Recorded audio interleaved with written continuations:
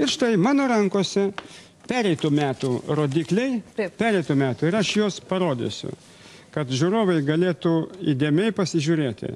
Čia ne Lietuvos rodikliai, čia paskelbti Pasaulio sveikatos organizacijos rodikliai apie taip vadinamą suminį indeksą gyvenimo trukmę.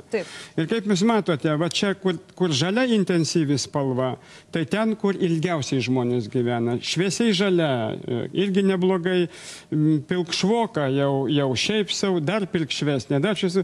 Ir va štai šitas regionas visas didžiulis. Mes juodi. Su rusais, baltarusiais, ukrainiečiais, kazachais. Čia dėti mokesčiai ir nelygybė. Dabar žvilgtelkim į čia nelygybių lentelę. Štai žiūrėkit, nelygybių indeksas. Čia yra pajamų nelygybės. Pereitų metų suminiai duomenys profesoriaus Maiklo Marmonto. Žvilginkit, pirmoji vietoj pagal nelygybę į pajamų pasiskirstymą yra kas? Lietuva. Po 23 nepriklausomybės metų. Po 23, aš lausiu, paneikit šitos duomenys oficialiai, arba Pasaulio sveikatos organizacijos ekspertams turim parašyti iššūkį, kad neteisingai su Lietuvos statistika skaičiavo, arba sutarkim mes patys. Žvilgtelkim į kitą rodiklį. Pagal tai, kaip asmenų pajamų pasiskirstymo rodiklis, labiausiai neteisingi rodikliai. Kur? Kur Lietuva? Lietuva. Eime toliau.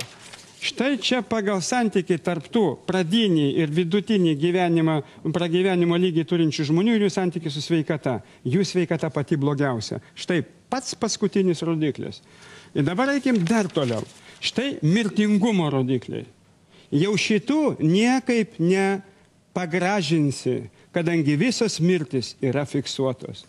Pažiūrėkit, kur pagal mirtingumą yra Lietuva. Prie didžiausių rodiklių. Dabar žvilgtelkim į šitą savižudybės, pereiti metai dar baisesni, vėl išaugo savižudybės.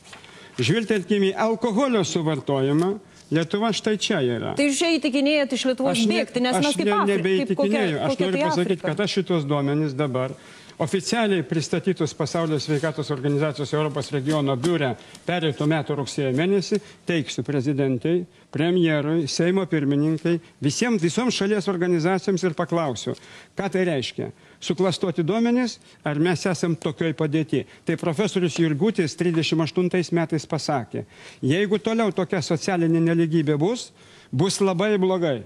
Ir šiandien jau drąsiai reikia pasakyti, gana.